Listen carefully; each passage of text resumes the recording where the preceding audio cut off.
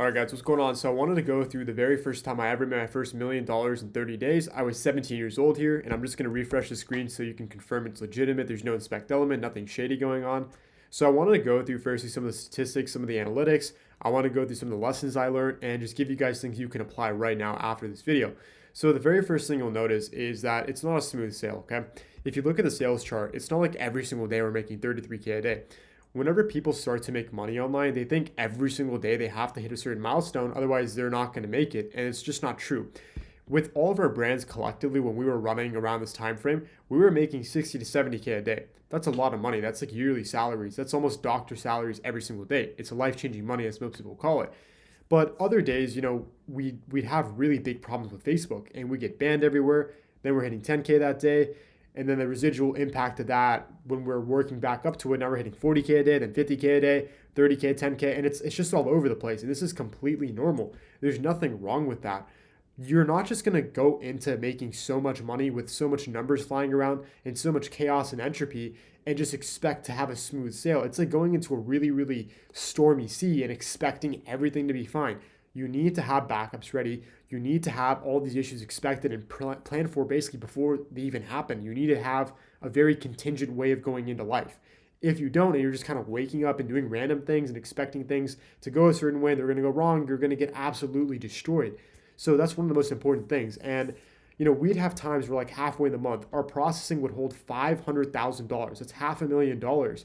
So I'm operating off my own personal cash reserves, and it's a complete mess. Other times, like you guys have to understand that we're getting our processing accounts banned. Other times, our Facebook ad accounts are going down. Our profiles are getting banned. Sometimes that because this was during COVID, we're getting shipping delays. So customers are emailing us, and we're having to hire reps and fire reps. And then some people are scamming us, like the representatives that we're hiring, because they're not working correctly. And it's like we're trying to manage so much stuff. And the biggest thing you guys need to understand is you're going to get burned out from the stress. So you really need to have a good, proper system structure in place, really good infrastructure. Otherwise, you cannot run a business. Now, the second thing I want to kind of cover is going to be the actual back-end stats. So at the end of the day, whenever you have 500,000 people coming onto your website, right? Your job is to nurture them, convince them to buy, and ultimately come back again, right? If you can't do this, you're going to fail. So the first part is convincing them to buy. You can see out of these 440,000 people, 19,700 of them bought. That's 20,000 people basically that bought from us. More importantly though, you can see 47,000 people basically added to cart. That is over 10% of anybody who visits the site that adds to cart. If 10 people visit our site, one of them will add to cart. And in fact, 20 people visit our site, one of them will buy. That is absolutely crucial. Without these type of conversion rates, we were not going to make this type of money. If you cut our conversion rate from 5% all the way down to 1%, it's going to be a 200K month. It's that simple. There's no way around it. It's not going to be that impressive simply because conversion rate is one of the most important metrics that everyone looks over. Everyone's looking at ROAS. It's conversion rates that everyone's missing out on. And if you're wondering why it's 0 sessions converted, it's because we were using a third-party checkout that would import the orders, hence why the orders is 20,000, but the sessions converted is 0. Now, another important factor as well is you can look at our bounce rate. It's 80% pretty much. So out of anyone who visits our site, right? And when people come into your site, keep in mind they kind of have like a somewhat of an idea of what you're selling. They kind of know like, okay, this is what the product can offer me. Here's the problems it can solve, etc. And everything kind of stems from your creative. It stems from the tone, the objective, everything you set up there has to continue onto your site. So the reason people will bounce is because there's a lack of congruency. Humans are very certainty-based creatures. We don't like uncertainty. It's why most people actually get a 9 to 5, right? They feel uncomfortable with the prospect or idea that the money's going to be volatile. They want consistency. They want reliability, predictability. So whenever there's a lack of congruency, whenever there's something kind of not measuring up, people will leave. That's normal. That's fine. Your job is to not necessarily lower the bounce rate. That's kind of controlled by other factors, such as your creative, such as the product you're selling, the niche you're in. Your job is to convince the other people, the other 25%, to buy it, right? And on top of this too, one of the biggest factors that everyone overlooks for some reason is your AOV. You can see our AOV is also fluctuating almost as much as our daily sales. Some days we're getting a $60 AOV. Other days we're getting a $70 AOV. And then you can see some days we're getting a $45, $42 AOV. It's fluctuating all over the place. Why is that? Because we're trying to optimize our conversion rate. We're trying to optimize our upsells as well. Every single day, no matter how small the test is, we're running some sort of test. With this much traffic, when some days we're getting 20,000 people, 22,000 people onto our site, we're able to manipulate certain variables to figure out what's working best.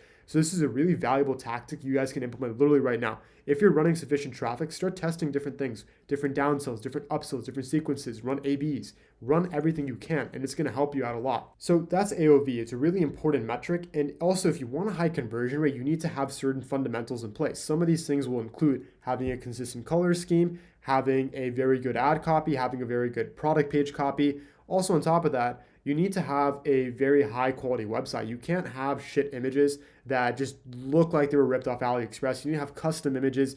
Everything needs to look like a brand. People are not falling for the general store crap they used to anymore. If you want to sell to people, you need a legitimate company. You need legitimate shipping speed. You need legitimate product quality, and you need ultimately legitimate team. You need to have legitimate structure and systems in place. Otherwise, you're just not going to win. So that's what I wanted to cover today. I just wanted to kind of explain the back-end stats and everything. And I wanted to explain what goes into making this type of money. It's not as simple as everyone makes it seem like it is. You'll see everyone posting Shopify screenshots, but no one goes over the things that go into it. And it's not easy, okay? Hitting these type of numbers will cause you extreme amounts of stress. You're going to get burnt out. You're going to feel some days like this might not work again. And it's really easy to look in hindsight at these numbers and see, oh yeah, this day, this could have happened, this could have happened. But when you're in the moment going through the numbers, going through the process, you're going to feel very different, okay? It's very easy to look backwards and say, oh, I could have done this differently, I could have done that. And it's easy to be harsh on yourself, but no one knows how things are going to turn out, okay? Whenever we're hitting 10K over here and our ads are all disabled, I can't guarantee it's going to get back up. I can't guarantee in 2 days from now we'll be back to 40K a day. So ultimately, prepare when you're going into these type of stores. Prepare. That's the biggest thing. Preparation. Sharpen your sword. Don't just walk blindly into a battlefield. Otherwise, you're going to get absolutely fucking destroyed. When you're going into this, have backups. When you're going into this, already have an established team. Stop trying to build a company on quicksand. Stop trying to just like hop into a store, scale it, and then hire a team and everything. It's not going to work out. Do this stuff beforehand and you're going to have a much better experience because you've prepared, right? You've prepared for that stress. With that said and out of the way, I'm going to head out for the night. Peace.